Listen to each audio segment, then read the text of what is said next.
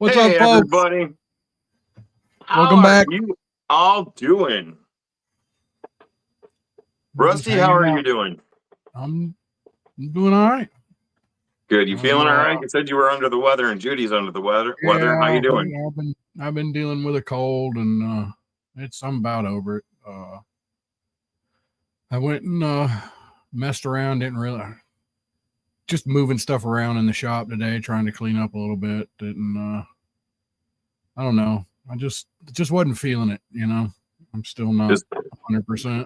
All right. But you know,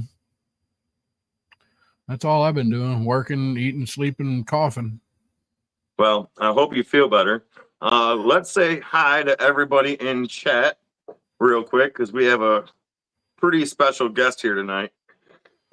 And I don't want to keep them too long.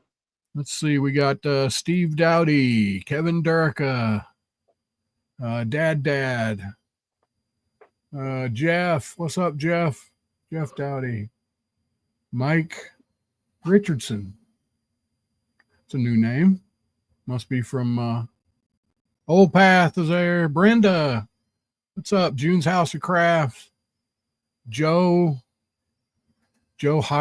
Hrylick. I'm terrible. Terrible with names. I don't even know that name. Le Song of Gomo. Okay. And yeah. Pete Bernard.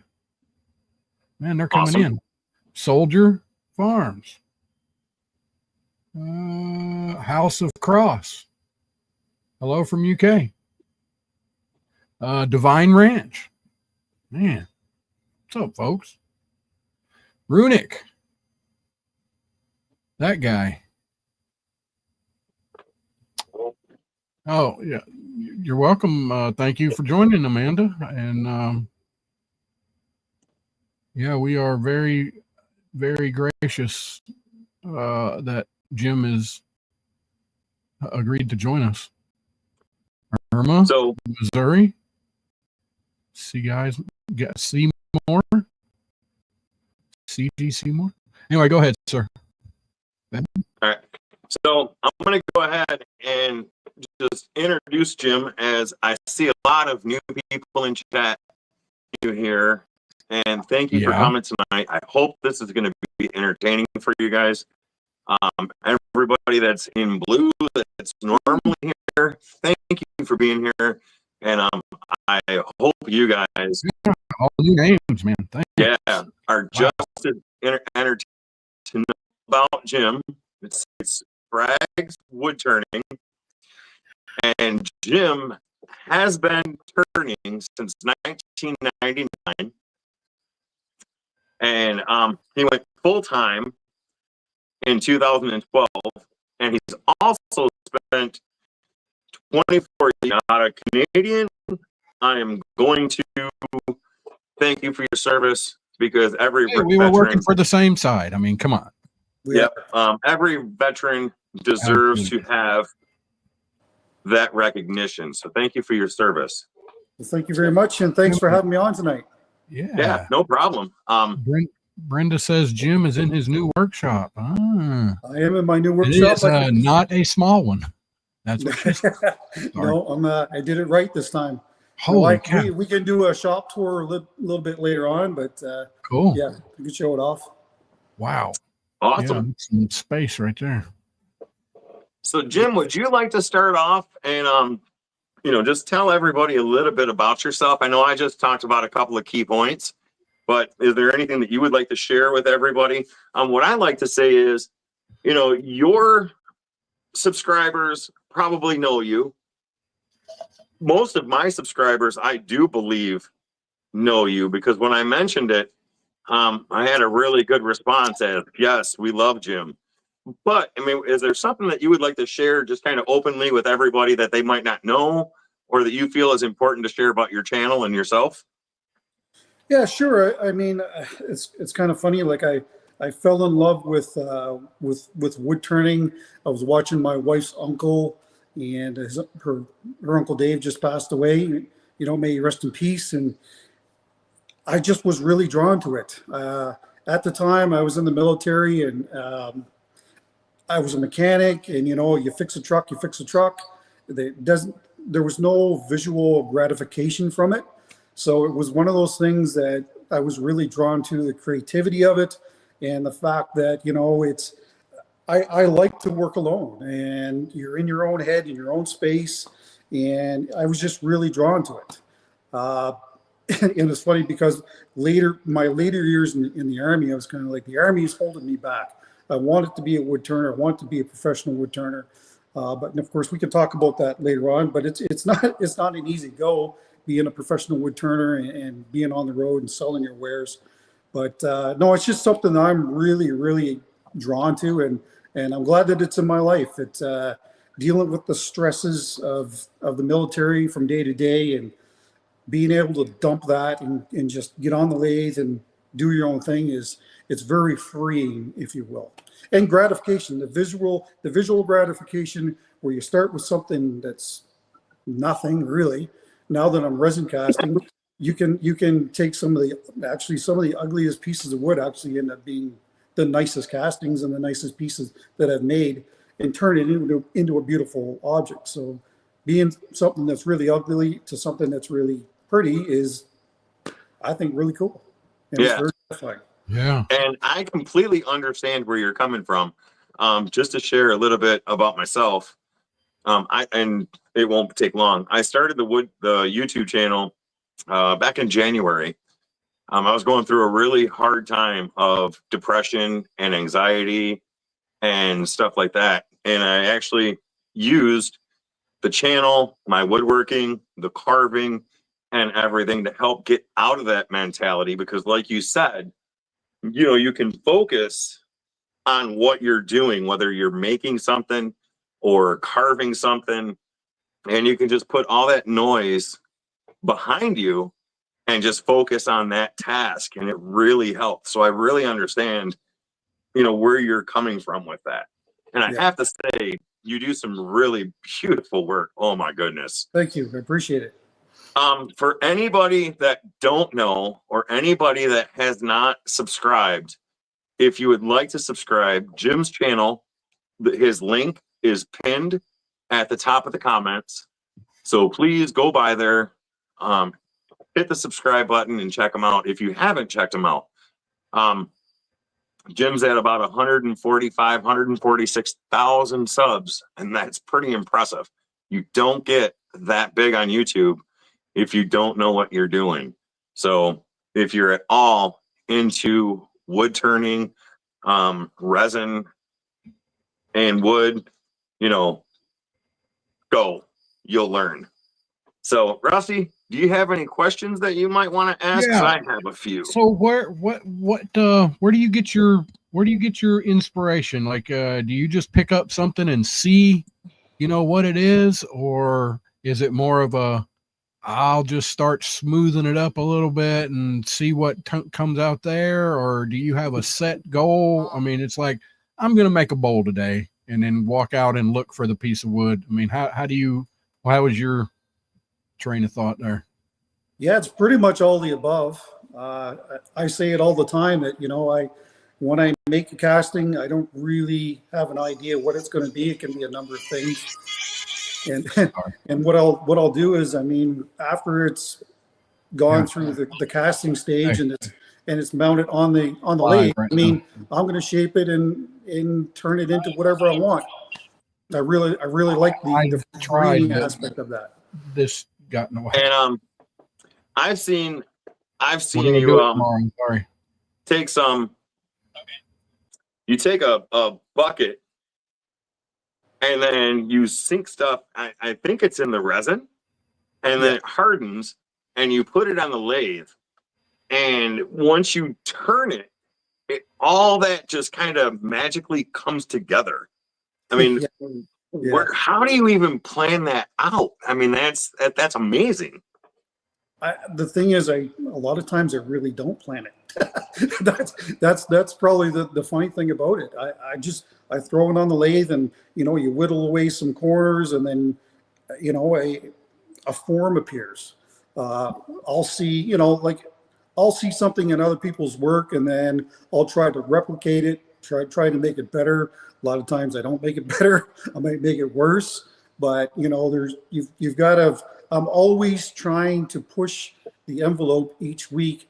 It's a tough thing to try and one up yourself each week when you're, you know, when you're doing a video. Like I upload every Friday at 3 p.m. Eastern. So, Yeah. you know, that's my regular content. So, you know, I take a lot of inspiration from a lot of people that I see just through videos. It's just one of those things. But for the most part, I just throw it on the lathe and wing it. That's it. Nice. And So whatever comes out, comes out. with that being said, you had mentioned about trying to up one yourself every week. Now, have you ever had a project? This goes in the opposite direction. Have you ever had a project that just went crazy wrong? Yeah. It just completely did not turn out how you wanted or didn't come out how you wanted. Have you ever had one of those moments? Yeah, like probably every second week. No, I mean, I've had projects that totally fail, and I think one of the things that gives my channel credibility is because I show my mistakes. We're all human, and we all make mistakes, and we all learn from those mistakes. Yes. And, you know, that all comes back from my overseas training, you know, lessons learned type stuff, right? And so, yeah, I've had a number of things not work out here. Well, not a number of things, 2 or 3 that I think of right at the top of my head. But, you know, I'm pretty stubborn, and I will work at it. And I'm, you know, I've got that mindset that this is not going to beat me unless it's just, okay, I can't invest any more time and money into this. It's going to have to get thrown into the wood stove. Or I think one of them, I took the axe and smashed it to pieces. That was basically the ending scene. So, and I appreciate that. I appreciate the fact that you show your mistakes because I'm a believer of that also. I'm not so much a teacher when I'm making the videos or when I'm carving, but I think it's important that when there's people out there watching to learn, whether you're teaching or you're just doing the videos, to some point you are teaching. But I leave my mistakes in and I show the corrections. That way, if there is a new woodworker, whether they're making something or carving something, you know, they can get that little bit of tidbit on how to fix this issue right here if they run into it, whether carving or making something. I truly stand by leaving those mistakes in the videos. So I appreciate that. Yeah, I think there's a real thirst for knowledge too.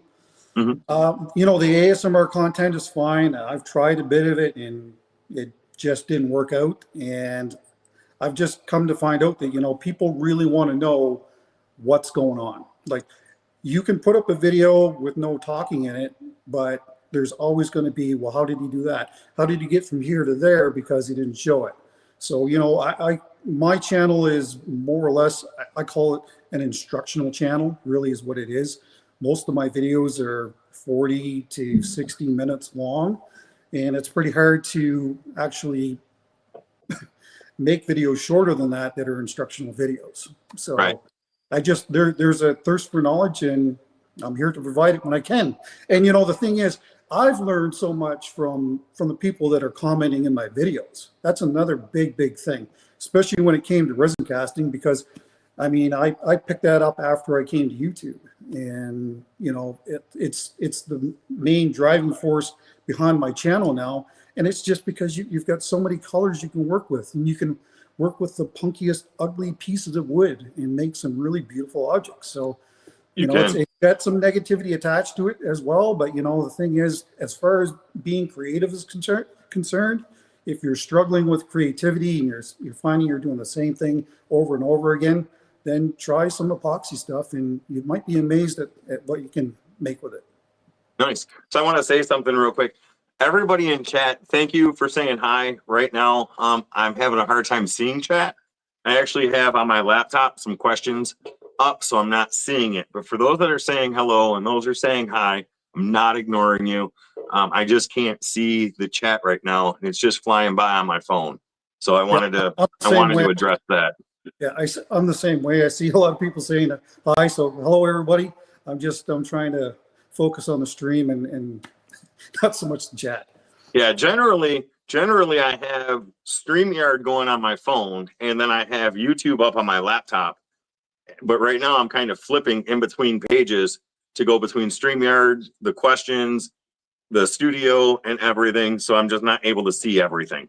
Right. All right. I'm going to ask one more question. Then if Rusty has one, I'll have him ask one. Okay. What is the most old school trick or technique you still use that you would want to share with somebody turning wood? Patience. Patience. Okay. Patience. I know that when I first started, it was, so I should mention that I'm self-taught. I've never taken a lesson. It's just been a lot of trial and error on the lathe. And I know that because I get a number of emails from beginners saying like, what am I doing wrong? You know, and it's just a matter of working through it. I try to give as much detail as I can in my videos to help those people. But, you know, you got to stick with it and have some patience.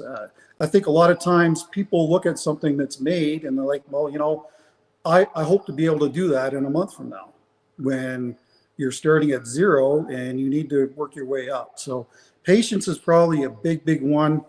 If you're going to start wood turning, do not waste good pieces of wood. I know you like to use a lot of found wood when it comes to your carving. So yes, same deal. Stay away from softwoods. Softwoods can be very frustrating to work with as a turner because you're trying to get a clean cut, but because you're working with softwood, it tends to want to tear out, and then you get frustrated and you get sand too much, and then you get heat checks. So it's just a whole thing. Just stay away from softwoods and just use free wood until your skills develop to a stage where you can take a really nice piece of wood, put it on the lathe, and you're fairly confident in the end that it's going to work out. Yep. And I'm gonna back up to something real quick, Rusty. I'm sorry. You said just a few minutes ago that you learn a lot from your chat, from the comments, and I think that's awesome. As makers, builders, turners, carvers, I think it's important that you're available enough to where if somebody comes up and says, hey, you know, try this or try that, that you're willing enough to do that. That not only makes a great connection with your viewers, but it may help you out. That's helped me out quite a bit with my carving. People in chat say, hey, go deeper, or do this, do that. And I use that advice, and it actually worked and came up with some really cool stuff. So I appreciate you saying that. And I think that's why you have 145,000 subscribers, because you have that much attention with your comments and your subscribers. So I appreciate that. I think everybody else does. Rusty? Yeah. So I'm in the process of acquiring a lathe. I'm hoping I can get it this weekend. And it just fascinates me watching you guys turn bowls. I have absolutely no experience whatsoever on one, but I want to learn. So I know it might be a dumb question, but does wood glue, like, can you glue like 4 squares together and then turn it and it stay together, or is the wood glue not going to hold it together? Or, you know, I mean, like, can you build up something and turn it down, or you can? Yes. Okay. Yeah, absolutely. Yeah, there's David Dalby. I think he's in the UK. He does a lot of really impressive like posts for your porch, and just a lot of really large table bases. Mm-hmm. And it's all glued up stuff with just probably yellow glue, white glue. Yeah, it works great. Okay. Yep. Just Cool. your wait time. Just worry about your wait time. As long as it's fully cured, the joint should not fail. The wood should fail before the joint does, right? Right. Okay. Cool. I'm really interested in that.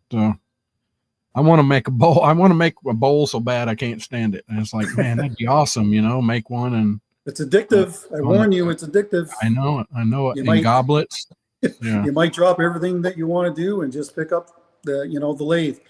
Right. One thing, and I will touch on that too. So, and this is another bit of advice for new people that want to get into wood turning. Don't spend a ton of money on a lathe and on tools, because it may not be something that appeals to you. So Right. you see it a fair bit. And the other big thing too is wood turning is becoming more and more popular in North America. And there's a lot of wood turning clubs. So look for a wood turning club in your area and Right. go to meetings, because the members there will probably have used lathes, used tools, chucks, all of it. So you might be able to get that at a good price. And that way you're not owed a ton of money if you just find out that it really doesn't appeal to you. Right. That's great advice. So Yeah. I was stalking your post today, and I'm going to kind of jump off track and ask a question for one of your viewers, if you don't mind. Sure. I saw it and I was like, you know what? That would be a good question to throw in somewhere. But if you guys haven't hit the like button yet, please, I'm going to do a shameless plug. Hit the like button, please. But Smash it. Yep. so Whit Fletcher asked, if possible, could you address the use of mold release agents? I have no clue what that's about. It just sounded like an important question. So I wanted to share that tonight. That has to do with epoxies and stuff. I'm Yes, guessing. Yeah. So take all the mold release that you have and throw it in the trash. Throw it in the trash. Throw it all out. There you go. Anybody that like on a commercial say resin casting, so if you're making like sailboats and this kind of stuff, they're using paste wax. So if you take paste wax and put that inside of your bucket, your casting buckets, and then do your casting, you'll be surprised. It will virtually fall right out. Now, a lot of the reasons why I don't do it is because I prefer to glue my blanks down in the bucket. So if it's covered in wax, then the hot melt glue isn't going to stick to that. So I realize that I could clean off different parts of it and do it that way. But, for me, it's just as easy to, well, I've had some pretty epic bucket fights to get my castings out, but it's kind of an entertaining thing as well. But if the bucket is relatively new, it usually pops out without anything. So if you put paste wax in it, that's really your best mold release that you'll ever use. I got to thinking, I was watching the one you did, the globes, and you had it in that bucket and you was kind of pounding on it a little bit. And I thought, I wonder, has he tried like boiling water? Have you tried like pouring hot water on the bucket? That would make it expand just a little tiny bit, might make it let go. It might be something to look into. There's been those suggestions. The problem is I don't have any hot water here in the workshop. Right next door here, we're building a new home. So I got you. There is a bathroom here. I didn't have one in my last house either. So I've never had a bathroom in any of my workshops, and this is my 5th. So kind of it's a bit of a luxury to have a bathroom, but if I don't know. I don't know if that would work or not. I mean, it's worth a try. Fill up the sink, just set the bucket in the water, make sure the water doesn't go in, and then it may come out. There have been people suggest that. There's also been people suggest using a blowgun. Heat gun. There you go.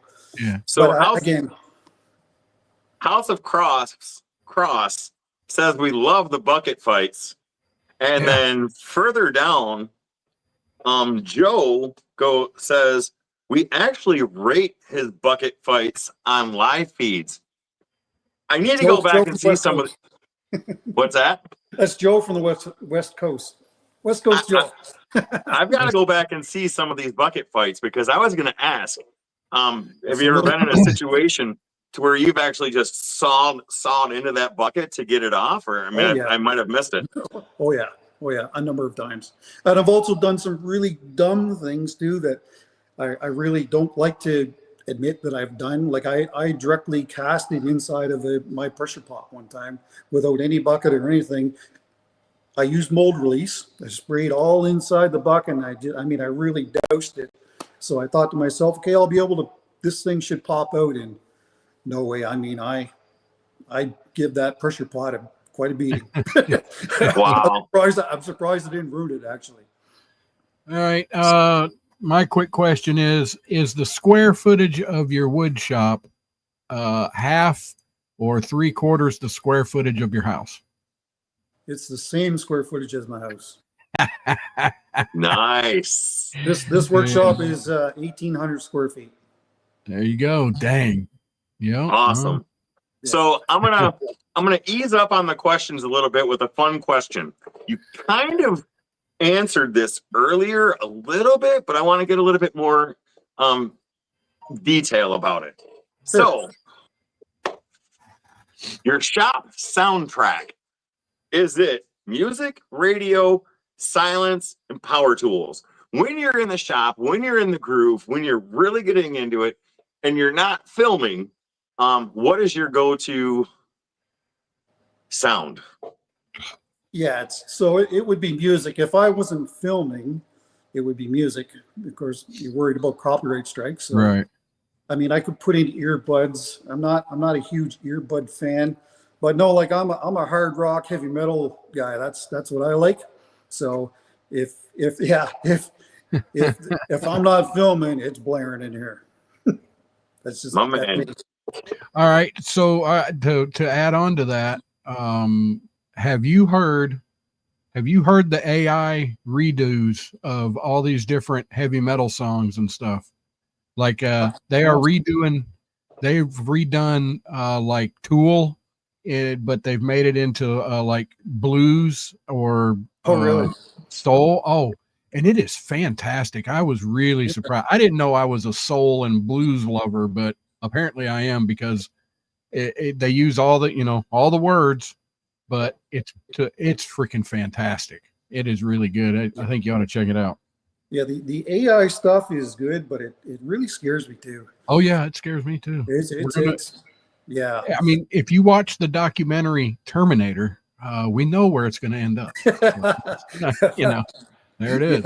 Yeah. No, it's funny because when YouTube, so they selected 50 channels all across YouTube, and mine was selected of the 50 channels for the AI voice dub over. So when it was first coming out by YouTube, of course, my voice we translated into Italian, German, French. Like it's not somebody else's engineered voice. It's actually my voice that's in the program being translated. So that is kind of creepy, like, oh, look, Jim's speaking Italian. No, Jim doesn't speak Italian. Yeah. But AI speaks Italian. But it was kind of cool to be selected for that. But yeah, it scares me too. It does, definitely. So I was watching a video on my way home today, and they were actually talking about the AI and how you have to be careful on how you use it with YouTube, because if you use it improperly, you could end up actually getting demonetized and possibly have your channel shut down. Yeah, there's places, I guess some channels, they're creating content purely based on AI, but the bad part about it is, so like your channel and my channel, all right, people subscribe to you because they like listening to you talk, they like what you do, they like your work, they have respect for you. I have no clue why people subscribe to me. I'm just saying. You're a personal guy. You're like, there you go. And you do great carving, by the way. Thank you. You lose that through AI, and I can't remember everything that was said, but while YouTube wants you to use AI and AI has a place, if you strictly use AI to create the content, they can actually demonetize you. Plus, if you use too much AI, you lose copyright protection because technically you didn't create it. AI did. Does that make sense? No, yeah, I know exactly what you're saying. Yeah, for sure. Yeah, I do use I don't know if you've used the thumbnail generator, the AI Yeah. for the 3 thumbnails, and same thing for the title. So for the last 3 or 4 videos, I've used that, at least made 2 thumbnails. And for those who are watching who don't know what I'm talking about, so YouTube has created this new thing where like one person will see one thumbnail and one person will see another thumbnail, and they'll show it to a bunch of people. And those who, if they pass on it, then, they'll give you the numbers back based on, the click-through rate and this kind of business. And then you can select the best thumbnail for that video. So, and the same thing for a title generator. So And I've used that also, so I understand what you're talking about. Yeah, AI is good for collecting information, keywords, and stuff like that. If you use AI right to collect the data, but then you put that out there into your videos, like if you search AI for topics on carving or something, and then you put that information out there yourself, that's different. So AI has a place, just be careful. Yeah, it's just, it's the deep fakes that's really the concern. You'll be watching some content and go, that doesn't seem right. And, if it doesn't seem right, then it probably isn't right. Yep. And so there is a lot of that content out there now, and it's getting so good. It's getting really, really hard to tell the difference between it. I mean, it's really polished stuff, really. Yep. All right. Now I'm going to ask you another question. We're having a really good conversation and I appreciate it. And thank you very much for opening up. And, hopefully my goal is for your subscribers, my subscribers, our subscribers, whoever watches this, really gets more of a personal look into you. So, I don't know. I want to know how many wives and kids you have, but, just more of a, just the one wife. One wife and 3 kids. One wife and 3 kids. But, just a little bit more of an in-depth look than what they might get off the videos and stuff like that. Yeah. So, I am married to my lovely wife, Suzanne, and we have 3 children, 2 boys and a girl, the youngest being the girl. All 3 of them work with their hands. My oldest is an electrician. My middle child is actually in the Air Force. He's an airplane mechanic.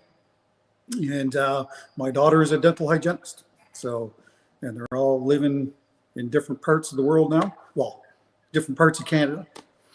But yeah, they've all been successful, and mom and dad are quite proud of them. Awesome. This is kind of a strange question, but when someone buys one of your pieces, or when somebody sees you making one of your pieces,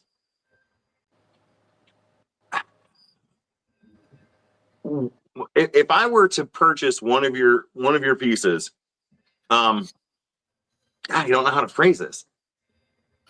What do you want me emotionally to feel about that? If I use it, what do you think? How does it feel when somebody purchases one of your pieces and you see them smiling, that you see them overjoyed by it? Does that make you proud? Are you happy for them? How do you feel with that? No, absolutely. It is a business, and it has to be treated like a business. I'm happy for the sales because I need the money because I'm building a house and paying for this workshop. But right. a lot of people will buy things from me, and they'll say, well, this is going to have a special place in our home. It's going to be in the front entry, so that when people arrive, it's going to be the first thing that they see. So and the other thing too is urns, making urns for people. I mean, I don't think there's any greater respect for, if somebody comes to you and says, I would like for you to make an urn for a loved one. So that right there is probably one of the biggest ones for me. The problem is on YouTube, I just can't make urns every week, and I get a lot of requests for urns, and there's still a lot of people waiting for urns from me. So you have to be careful what your content is week to week. But the urns for sure, if that's going to be someone's last resting place, that's quite an honor to do that for somebody. Nice. Cool. I appreciate that. So go ahead, Rusty. Of all the tools that you have bought through the years, I'm sure there is something. What has been your worst tool purchase? Like, I bought this and it was garbage. Has there been anything? I mean, the entry-level tools are always going to come back to haunt you. Mm-hmm. But I know that a lot of times that's all we can afford. I mean, this is a lifetime of saving and making the right real estate decisions, and we're finally at our last house, that house and workshop. So all the money is being sunk into that, but it took a lot to get there. But yeah, the entry-level tools. I don't know. That's a tough question to answer. I've had some cheap hammers that fell off the first time I used them. The head come off them. Yeah. I don't know. If you ever need a hammer, I know a few people in the community that could really come up with a good hammer or mallet for you. So I mean, if you ever need one, right, just reach out. Yeah, he might know a guy. This is what I use. Yeah, there you go. Yeah. There you go. Yeah.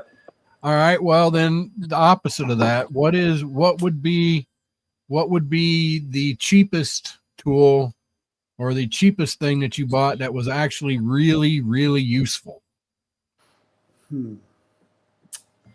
I would say probably a Dremel tool. Really, Dremel tools aren't too much money, but I mean, Right. I used to do a ton of inlay work, and I mean, anybody that's been on my channel from the start, I mean, that's initially what gave me popularity here on YouTube, because when I came, I should mention the reason why I'm on YouTube is because of the world event. So I was doing juried art shows in Ontario, traveling the show circuit. I would do about anywhere from 11 to 14 events a year. And, Wow. One of these would be the One of a Kind show in Toronto that's two weeks long. So, that show in itself would, you'd have about $7,500 in expenses. So you've got to move a ton of product in order to make it worth your while. So that's basically, and then the world event happened in 2020, and we're all sitting at home, didn't know what to do with ourselves. And my middle son, who's using the Air Force, he said, well, why don't you fire up your YouTube channel? I said, well, I don't know anything about filming. I don't know anything about editing. I don't know anything about any of this stuff except for woodturning. So it was a bit of a struggle getting to where I am now. But I'm so glad that I did switch to YouTube, and it's quite a community on here. It's something that I didn't anticipate when I came here. Like, I have a lot of really loyal subscribers that watch my content every single week and watch the whole, they don't skip any videos, and I really do thank them for that. And I never thought that it would ever be that. Honestly, like, straight up, when I came to YouTube, I was in the mindset that, okay, I'll do this until we get past this, and then I'll go back on the road selling my wares at these juried art shows. But after seeing how rewarding it's been, I mean, I just can't imagine doing anything else now. It's amazing. It really is. It's really truly well. But anyway, I came to YouTube with the inlay stuff. one of the things that's going to make your channel grow is if you do different things that from others. And so I've got a bench over here that's full of inlay materials that are in jars. So, you know, I've inlaid, if it sits around the workshop too long here, it gets inlaid in something to see what it looks like. So when I came to YouTube, that really wasn't a thing here. People weren't doing it. So it really propelled my channel. And I think I was monetized in, I want to say 3 months. Nice. Maybe even sooner than that. And then I just remember one summer, you know, I was just going along and boom, and I was featured on the YouTube homepage, and that's where we are today. Wow. Awesome. So I'm not even sure if that answered your question. I can't even remember what your question was now. no, that's all right. Yeah, I don't remember So either. to give you a break from the questions, because I do have a couple more questions, and then I might open it up to chat if I can keep up with the chat. If chat wants to ask questions, not yet. Sure. Give it a few minutes, chat, but I will open up to some questions. To give you a break, do you have any questions that you may want to ask Rusty and myself, or I guess myself, because Rusty just went backstage? Do you want to ask us anything? Yeah. So, I mean, how did you come to YouTube? Well, as most people or a lot of people in chat know, I used to have a whiskey tube channel. We talked about that backstage. Yep. And stopped drinking. So you can't really have a whiskey channel when you stop drinking. No, usually not. No. And late last year, I went through a pretty rough batch of depression and anxiety to the point to where I was medically off work for it. Wow. I found being medically off of work was worse for the depression and the anxiety than it was having the depression and anxiety. So although I've done woodworking, building and making stuff for 10 plus years, I've always wanted to do a woodworking channel. And I got to the point to where to save myself, I needed to get out and start doing something. So I just came out to the garage, put my phone up, started recording a couple of videos, started concentrating on making things rather than, I'll say, the demons in my head. Yep. And the YouTube thing went from there. I started YouTube January of this year, so it hasn't even been a year yet. But kind of like we were talking about earlier, woodworking, wood carving, it's therapy. It's therapy for the soul. And kind of like you said, when you just get in there and you focus and you get in on it, and it's just you and that piece, Yep. There's nothing else in this world that can do that for you. I don't think. So that's where I came in at. And Rusty, I'll let him talk about it, but also he stopped drinking around the same time I did. And I said, you know what? We both had bourbon channels. So why don't we try and, go this route? And here we are today. I stopped drinking for a while. I'm still drinking. But I'm doing it much more responsibly than I was. I was out of control. But whatever. I'm an alcoholic. I know that. Yeah, we probably all drink too much. that's probably there's probably, yeah. Anyway, so one thing I do want to touch on is you had mentioned the community. Oh, I'm sorry, Rusty. What? I love whiskey, but anyway, go ahead. So do I. It's good. It's so good. Yeah. Speaking of the community, you cannot be any more right on that. We've stumbled into a community here that I say this every live, I say this every video. This is not our community or my community. It's the community. Absolutely. There's resin artists in here. There's carvers, there's chainsaw carvers. There's makers, there's woodworkers, lathe turners. And it's just so fun. It's hard to keep up with everybody, but it's just so fun seeing everybody advance in their trade, everybody talking and chatting, and everybody getting along, wanting everybody else to succeed. And I mean, that's just awesome. There's nothing better than having a great community and bringing everybody together and making the community even bigger. So yes, that is awesome. Yeah, I never dreamt that would be a thing. I never really did at all. But you know, it definitely, it certainly is for sure. Yep. Excuse me. Let me jump back. We've got all kinds of new names and stuff in chat here. We got Electric Whittlers in there. Brenda's Boss Gauge. We seen her earlier. Beadin' Crazy's in there. JRH. Lions Fix It Shop. Dad Cat's Piece. 77 Rockets. Lee Son Givan Gomo. I know, terrible. Artsy Doodles, Old Path, Kevin Durica, Rhinestone Suzanne, Woodchucker Caleb, Vinny, old Vincent, he's in there. Oh, I got to do Artsy Doodles right. Artsy Doodles, Michaels, yes, he's been just throwing the links up there. Thank you, Michaels. Throw mine up in there if you would, Michaels. Let's see. Yeah, I've got, you know, Amanda Salmon. Hey, she's in there. House of Cross. Man, we have got Bear and the Boss Lady. That guy's a riot. He's lucky he has Boss Lady there to keep him in check, because I don't know. I think he'd be in jail or something. See, Matt Carves, that guy. Marge, I ain't got my glasses on. Margie Young, William Young, and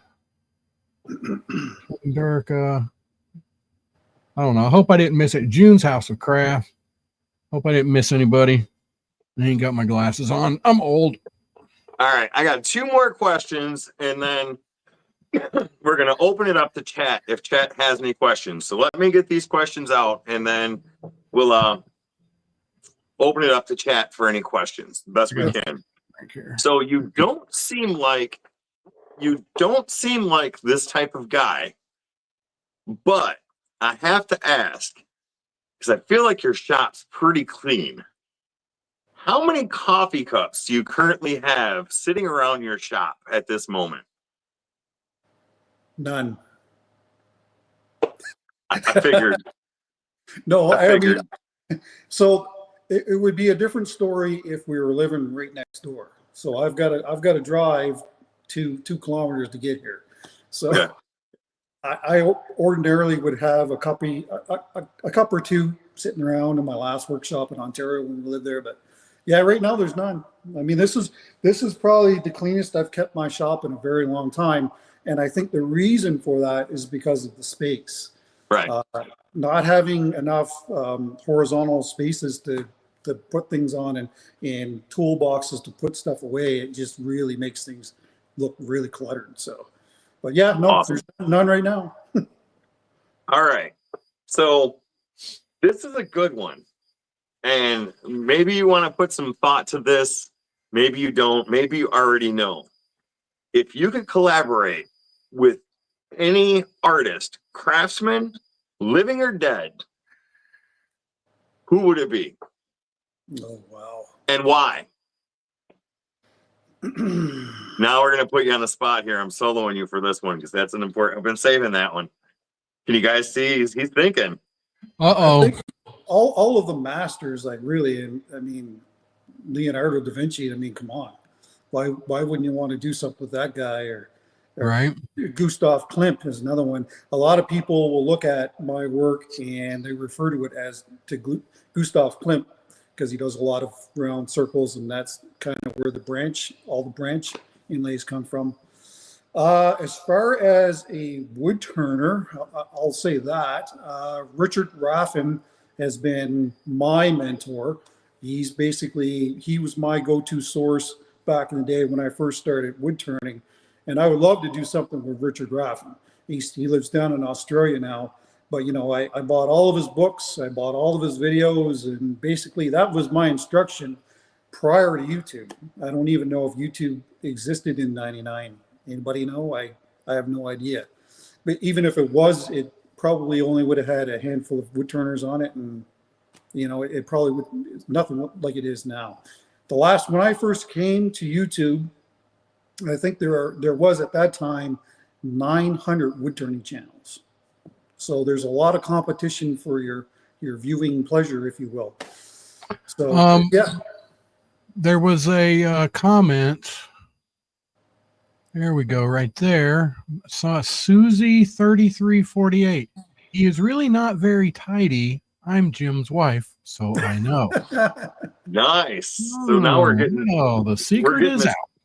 The true information. And I cleaned up for you guys. Looky there, boy. Golly. Nice. And Ryan from 77 Rocket said it would be a dream to collaborate with Jim. Did I say that right? Let me find it. I think so.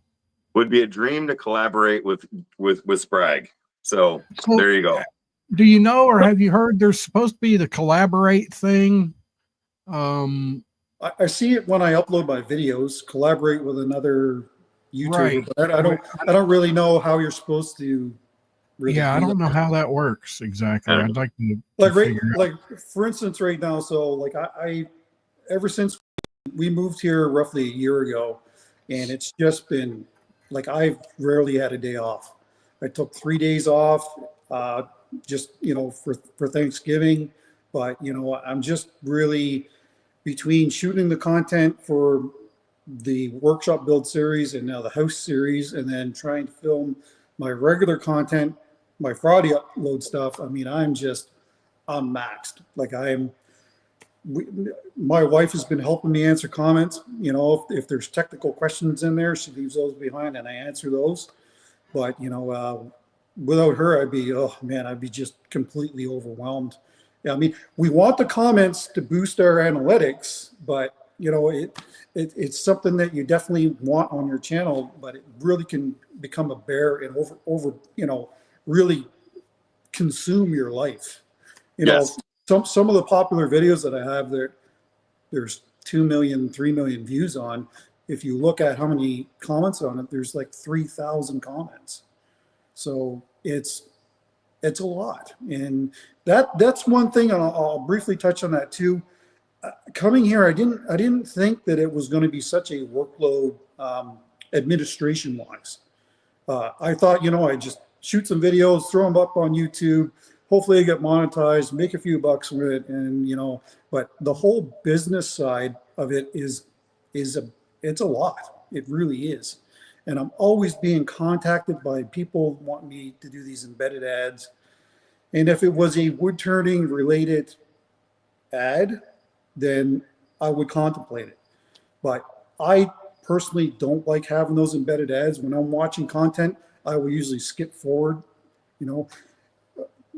Fuji water, or, just whatever. There's all kinds of different ones that you see on here that it doesn't really apply to what I'm doing. If it applies to what I'm doing, then maybe you would see it. But, I don't know if the numbers are real. I've been offered some pretty big money to do these ads, and I don't want to do it. So talking about ad placement, this is a joke, but today's live stream has been brought to you by Rust-Oleum. Yeah.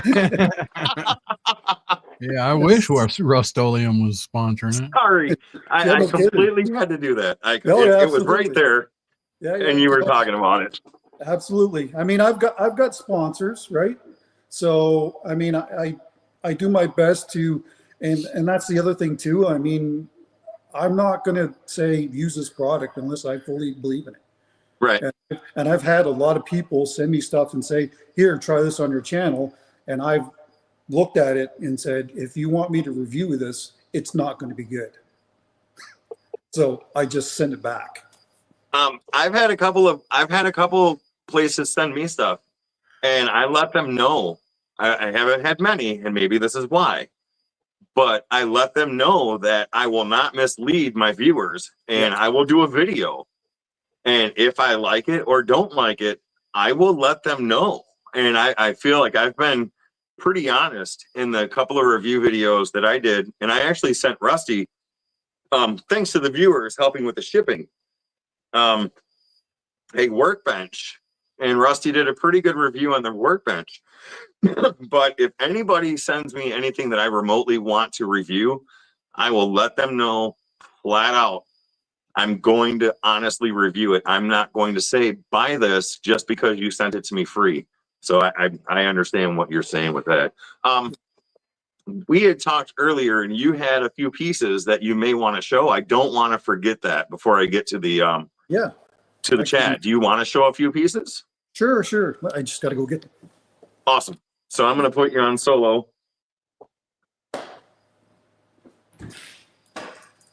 And thank you guys in chat, man. You guys have been blowing up chat, and I appreciate that. You guys have been so good tonight.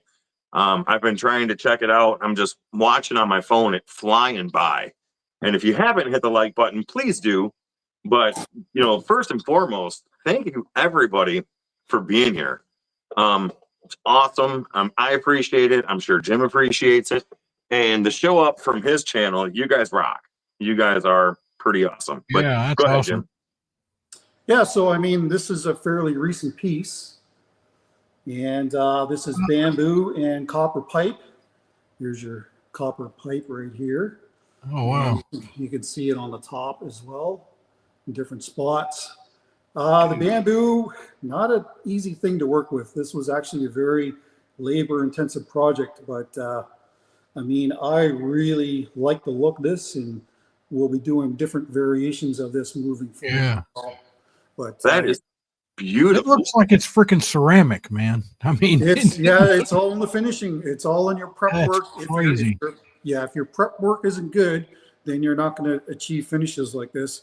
But you know, I work hard on my finishes. I take pride in what I do, and that's why this is still here, because I've been kind of still working with it, and hopefully the person that bought this or is going to buy it is watching this right now. Yes, you'll get it eventually, but I think we're almost there. But So how in the hell do you do that? I mean, how do you get in like that?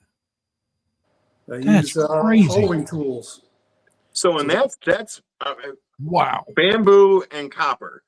Yep. So I'm thinking that is like a ceramic vase or something, and if you drop it, it's going to shatter.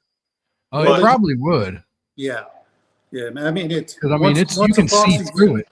Yeah, once epoxy is fully cured, it definitely is almost like glass. So if I drop this, it would not be good. I mean, Wow. when you showed the inside of that, I swear you can see the freaking light coming through it, can't you? Yeah, The at the light bottom, yeah. spots? Yeah, look at that. Yeah, let me find That's my light here. crazy. It's kind of a neat effect, actually. While he's grabbing something else, Wow. Jim's link is pinned at the top of chat. So if you have not subscribed to him, please go give him a subscribe. He hasn't gotten where he's at now by not knowing what he's doing. Wow, look at that. That That's is insane. beautiful.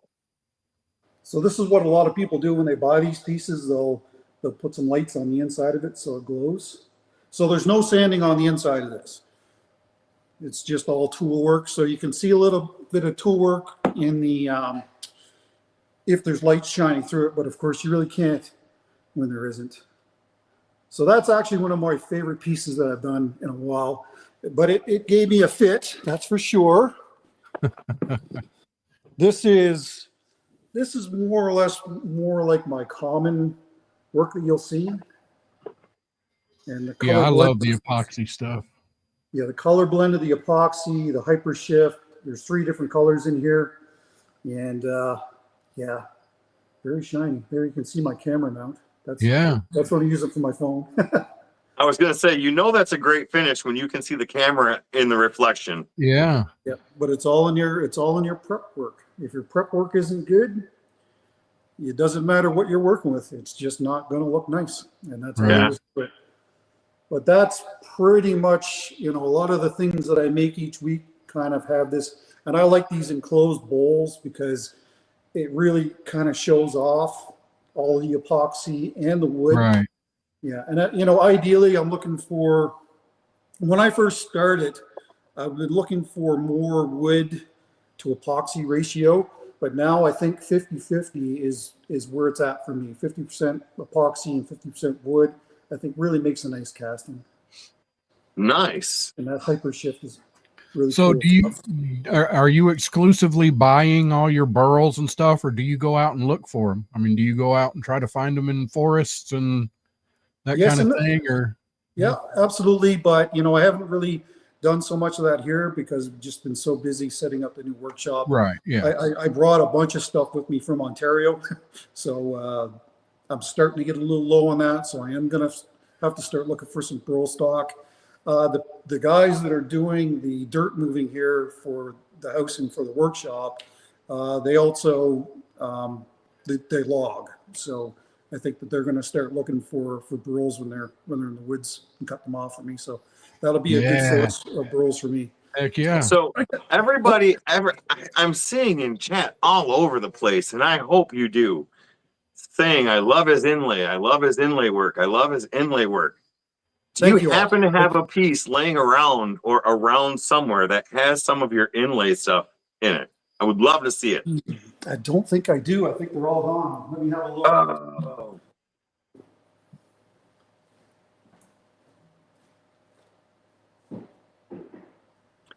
You guys in chat are going to make me go back and watch his videos, the inlays, and see what kind of magic he's done with the Dremel. Because he mentioned that he did a lot of his inlays with the Dremel. So I'm curious. I'm very curious. You know, unfortunately, I don't. Okay. Well, Yeah. that's all right. And so I'll give the people that watch my channel a little sneak peek into what they're going to see tomorrow. And that's this piece. Whoa. Oh my goodness. And what this is Hold on. Put it back up again. I was so amazed. I forgot to solo you. Yeah. Look at that. That is incredible. And that is neon yellow and neon orange. That's what. Wow. Yeah. And what this is two roughed out burls that I stuck together in a casting, and then did it that way. So again, these are usually quite popular on the channel. Yeah. And, that's tomorrow. I mean, that's beautiful, but the burls, I love the color, but the burls, I think, make that. Yeah. I mean, the vast majority of my videos, maybe not the vast majority, but I'd say probably 70% of them involve burls because you just can't beat a burl. They can be very difficult to work with, but in the end result is spectacular, and you really can't beat it, really. Poor little deformed trees. Yeah. Well, it's a big goiter, really. That's what it is. Yeah. It's a big pimple. Yeah, it is. It's a nice one. It's crazy. All right. So if anybody, I'm going to open it up real quick. So we've only got I want to be respectful to Jim and his time, and Rusty has a show at 9. If anybody in chat would like to ask a question, I would love to try and answer it. I will get to as many as I can. So if anybody has a question, type it in. I will try to get to it. And I'll give you a second to do that. Yeah, the chat's flying by pretty fast. It is. Yeah. It is. Yeah, no, that's awesome. Thank you all for being here. All right. And the big channel. By the way, I'm going to mention that, this is my first live that I've ever done on YouTube. So this is something that I want to do in my own channel as well. And, maybe I'll have you guys on as well. I'm a little weak in the software department figuring that out. Man, I'll help you. I'll help you learn whatever you need. Okay. It's easy. I mean, believe me, if I can figure it out, anybody can. There's nothing hard about it at all. So while we're waiting for questions, do you want me to take the camera and walk around the workshop and sure. the workshop? Well, yeah. We want to see all the goodies. So while you're Great. doing that, I'll ask you a question. As a big channel yourself, this is my question. When you know a fellow YouTuber that you respect, it's not what you know, it's who you know. it's who you know. Do you give them a shout out and respect to help them grow? I'm not exactly sure what he's trying to say there. I'm not sure either. No, I'm sorry, I'm not really following either. I wish I could turn this camera around so that I could see what I'm showing you. But when I was talking about my messy inlay bench, I don't know, are you guys seeing that? Yeah, we So see it. all these bottles have different inlay materials in them. All of these along here. I've got this. I haven't put this up on the wall yet, but that's a big piece of burl that come off the lathe and took me off my feet and just about messed my day up. And again, serpentine. I did a stone enclosed bowl made out of raspberry red alabaster. So that's what that is. What else? I mean, I bought these workbenches or these toolboxes just to try and get ahead of the clutter. I bought 2 of them. Here's another one over here, and then another one over there. And you can see there's still some stuff sitting on the top. And this mess. Holy cow. What? Wow. What in the world?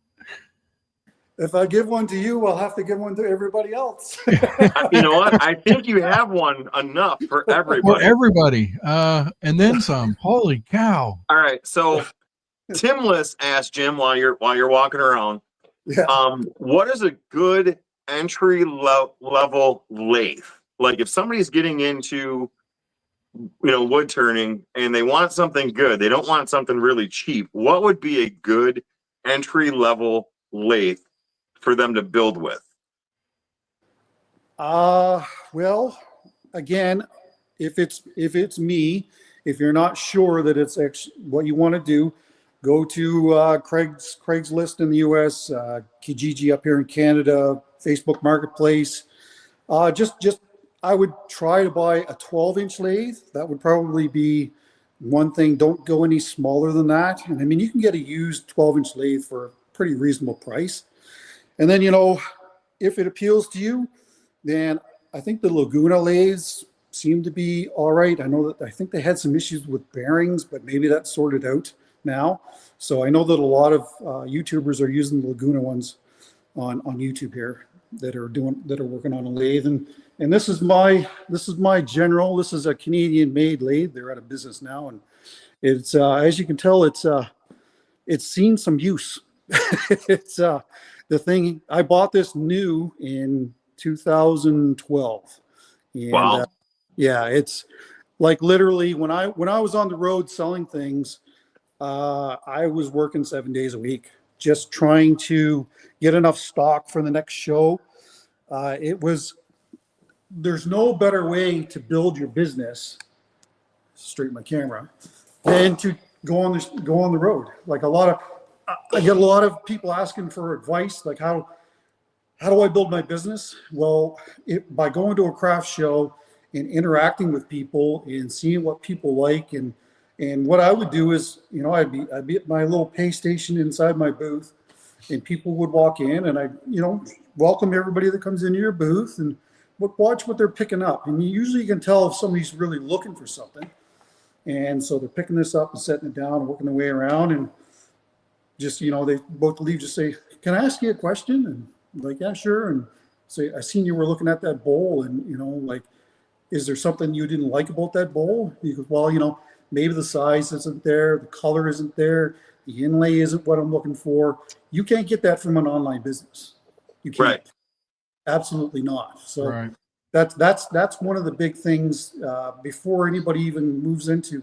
You can certainly have an e-commerce website and move along that way, but doing down in the trenches in the craft shows, that's where you're really going to build your base for your customers. Because I still have repeat customers from when I was on the road when I first started 2012 professionally, that buy things from me every year just about. Yeah, that face-to-face, people just don't get it. That face-to-face feedback Yeah. is priceless. Yeah. Because like you said, I mean, what if it was just slightly too big? Now you can't make everything, but I mean, you know, it's priceless. The inlay, maybe you change the inlay a little bit, and maybe that one customer speaks for 10. That's right. That's right. Yeah. And, you know, getting back to the lathe thing, you know, I just, again, it's, if you polled most woodworkers, the lathe is sitting in the corner and it doesn't get used. Like that's probably the vast majority of workshops. And that's why I say to people, don't go out and buy a big expensive lathe, because you may end up eating the cost on it if it doesn't appeal to you. But, you know, buy the best 12-inch lathe you can buy. And if it's something that appeals to you, then move up from there. So with that being said, two things. I am one woodworker that does not have a lathe sitting in the corner. Not yet. But also, June's House of Crafts asked, is it worth getting a mini lathe? I think you answered that, but I want to hear your opinion. The problem with mini lathes is, so if you're looking at selling things, then you have to make 1,000 small things to sell. So you're talking production work.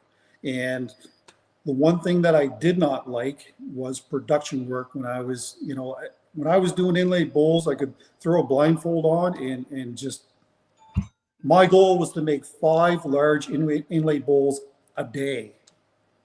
And so, and I needed those numbers for shows. And I was pretty dedicated to it, that I would stay out there and do that until I achieved that goal, because there's no point going to a craft show or a juried art show if you've got no stock for it. Right. So you're just going to lose money, right? Anyway, it's, as a hobby, it's an absolutely fantastic hobby. And it's rewarding as a business too, but it's tough sledding right now. The economy in the US is not good. The economy in Canada is absolutely terrible. So I really feel for the arts and crafts industry that's on the road trying to sell things, because I don't know how people are doing it. Like it's tough out there right now. So, and I mean, we're even seeing that here on YouTube. I mean, there's been a significant drop in ads revenue on my channel. Same thing with watch hours. That's dropped off too. But, you know, when your economies are not doing well, then that's, you know, that's going to hurt everybody, really. Yep.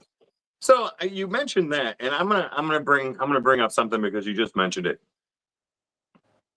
I understand the economy isn't doing well for both the US and Canada, but how do you think that affects the watch hours? Is it because, I mean, people still have cable, people still have YouTube. How do you combat that? And why do you think that is? Because for YouTube, I mean, I love going on YouTube and checking things out. Do you think it's an unrealistic thought from somebody going, well, I'm not going to watch that because I can't afford that? Or why do you think the watch hours have dropped so hard, so bad? I don't know. It's something that I've really thought about, and I've got, if you don't know, the further you go up in YouTube, you have greater access to the powers to be in YouTube. So I'm in the mentorship program, and I've run these questions by the 2 or 3 handlers that I've had in the last couple of years, and they can't really give me an answer either. The only thing that I can really think as far as ads revenue is concerned, and, you know, and again, you have to treat it like a business, right? So I have to have ads in order to survive. And if I don't have the ads revenue, then I'm gone. That's all there is to it. I've got to keep the lights on, but you know, every now and then I'll hear people complain about, oh, there's too many ads on your channel. Well, if the ads aren't there, I'm not here. That's it in a nutshell, really. So I'm going to say something about that. Everybody that watches Jim's videos, please don't tell him there's too many ads. So I'm gonna elaborate. So Jim and I were talking this week in preparation for tonight, And you know what? I'm going to solo myself because I could just imagine the look on Jim's face when he brought this up. I'm actually drooling. This is so funny. We're on the phone, and this is how he looked. This is how I'm picturing Jim when he says that. He goes, "Do you know how many ads you have on your video? You have way too many ads. It's almost unwatchable. Way too many ads. You do not need that many ads." And you know what? It gets back to feedback and listening and just learning and absorbing from each other, because I went through my videos and I looked, and holy crap, every 3 minutes was an ad. I didn't realize that, because when I would rewatch the videos, it was not showing me those ads. But Jim had mentioned that, you know, they put the ads, you know, in different places. And I went through and I removed over half of the ads. And yes, you need them, but yes, you do. You need them to watch the videos too. So yes, absolutely. And I mean, I'm glad that you took that constructive criticism, because, you know, I'm the same way. Like, people will say to me, "Oh, there's too many ads on this," and you know, the experience is going to be different for others, right? Right. So, I mean, you might see an ad every 2 or 3 minutes, and then another person might only see 3 ads the whole stream.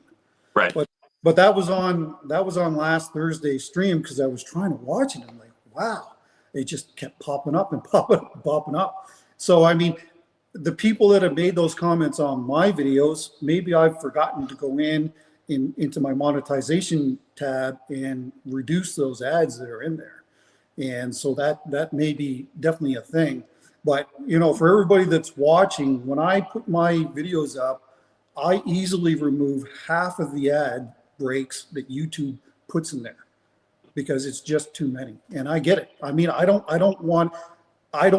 have premium, and it's kind of, the more people that get premium, the less ads revenue there's going to be for YouTubers to stay here. And even since I've started for 5 years, I've seen a lot of people give up on YouTube, because they just, you know, they can't swing it. They can't make a living at it anymore. And it's really disheartening, because a lot of them were great turners. And I'm talking about mostly turners, but I've also seen a lot of really big channels just say, "That's it, I'm out. It's just not worth time anymore." So, yeah, it's a double-edged sword. Does it make a difference if somebody, instead of skipping the ad, watches it all the way through? I've always wondered that. It does. It absolutely does. And if you click on that ad, the YouTuber will get more money as well. Okay. Yeah. And, you know, I tell people that, you know, the easiest way to help out your, you know, the YouTuber that you love to watch is watch the ads. No, I'm not asking you to watch a 90-second ad, because even I wouldn't do that. But, you know, if there's 15 seconds left in that ad, we'll just let it run out, and, you know, I'll get a little bump in pay, whatever it's going to be. Mm-hmm. But, you know, it'll help your favorite YouTubers stay here, because I'm seeing an alarming amount of YouTubers that are just not putting content up anymore, because they can't swing in here. Can't make a living. And it's unfortunate. Yeah. And YouTube seems to want to push the super chat and jewels and all that. And yes, it's great when, you know, your subscribers can throw a couple dollars in on a super chat, throw the jewels in, and those are truly appreciated. But I think the best way is watch a few seconds of the ads. You know, while I'm never going to turn down a super chat or some jewels, the real thing is the ads. And yeah, that's it. Absolutely. Yep. The ads are everything. If you look at all my other revenue streams from YouTube, they don't even compare to my ads revenue. And to give you an idea, and I think that it's really linked to the economy. Easily from a year ago, I would say I'm down a third to a half some months in revenue. Wow. In 1 year. So hopefully the economy's turned around and hopefully YouTube sorts this stuff out. And when I was talking about AI, I'm a little worried about that. Is that going to start taking over YouTube? Just AI content and like you were talking about earlier. Yeah, I don't know. It's kind of one of those things that I'm not exactly sure how it's going to play out, but hopefully it plays out for the good. All right, everybody, we've got about 9 minutes left, and I didn't see too many more questions. Do you guys have any other questions? Also,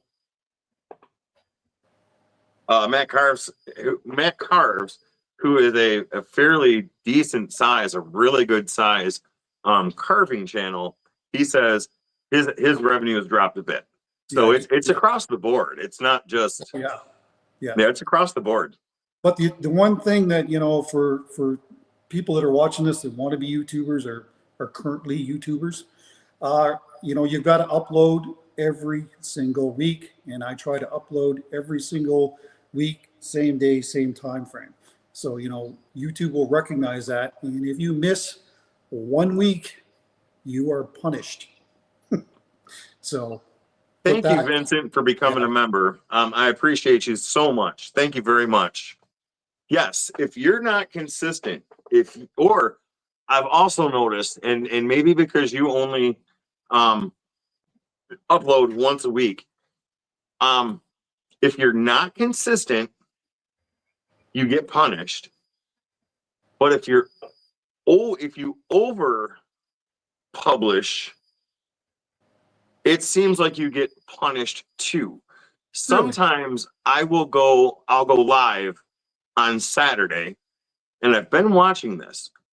My Saturday views will be fairly respectable.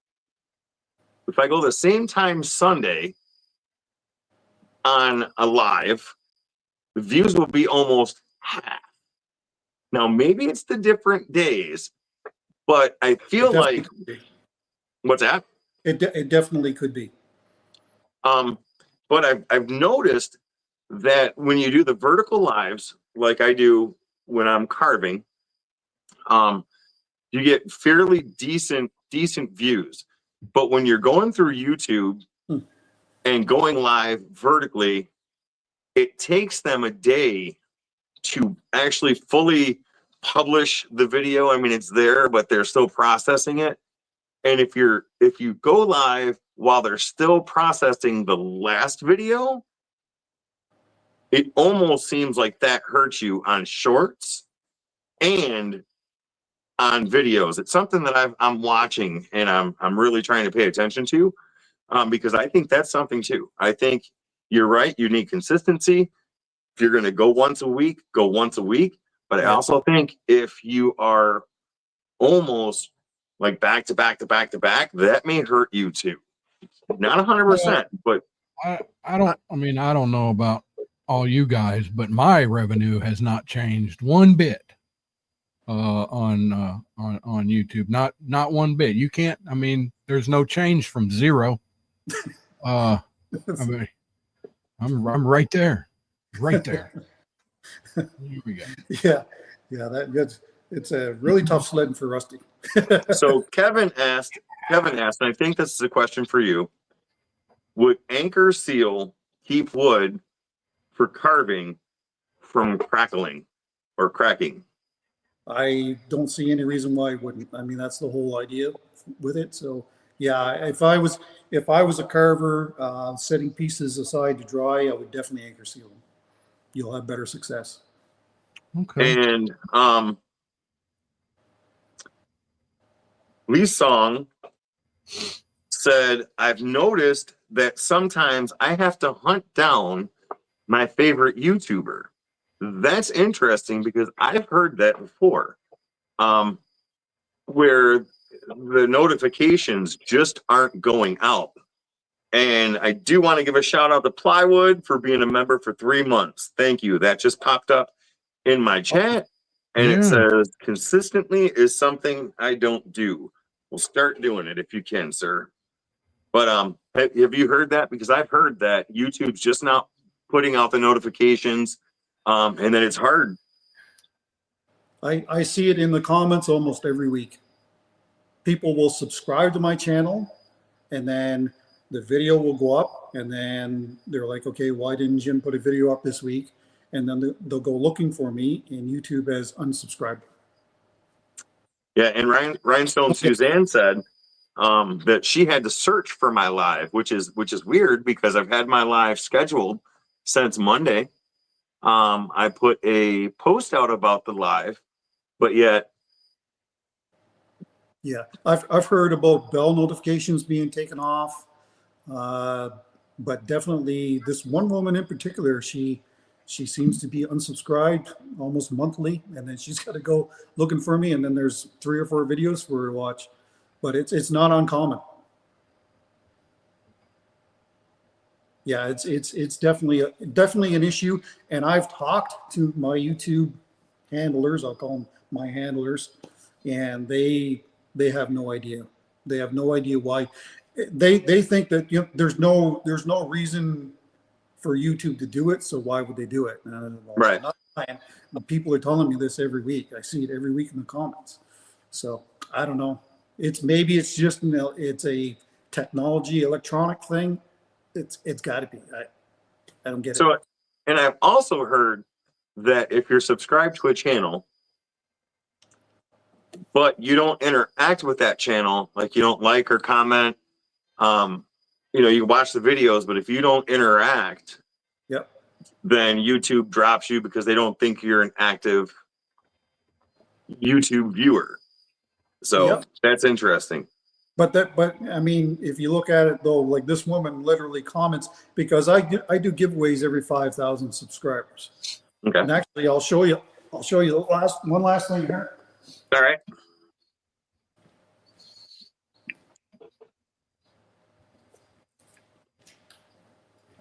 What a great night. Thank you guys. Yeah. This chat. Oh my goodness. There's the globe. Yeah, this was the giveaway for last week. And the woman that I'm referring to, she comments every week and she still gets unsubscribed. Wow. So, I don't know. Can't explain it. That is awesome. So beautiful. So yeah, every 5,000 subscribers, I give away a bowl. All I ask is that people comment. And of course that helps you in the algorithm. So that's the whole reason why I want the comments. Yeah. But yeah, I mean, I've given up a fair bit of revenue in order to build my channel. And that's another thing too. Do giveaways, and that may also boost your following. So that's another big one too. So I have a question about that real quick, and we will be ending soon.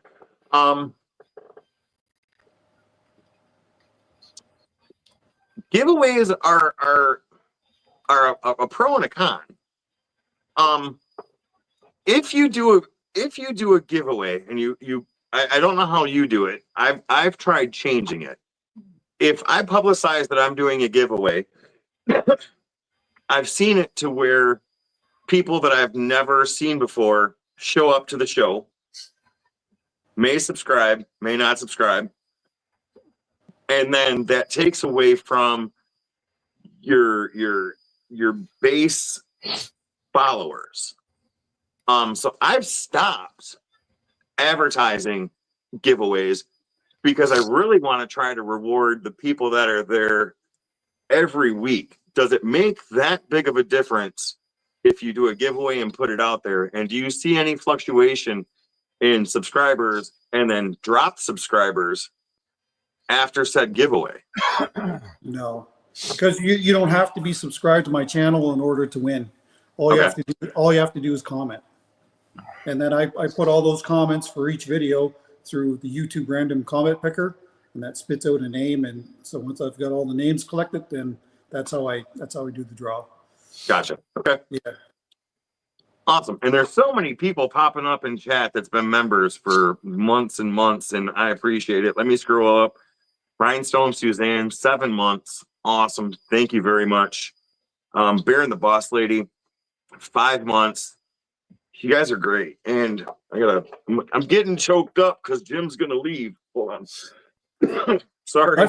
I feel bad because I've neglected the chat. I mean, I'm trying to answer your questions here the best that I can and as honestly as I can. Yeah.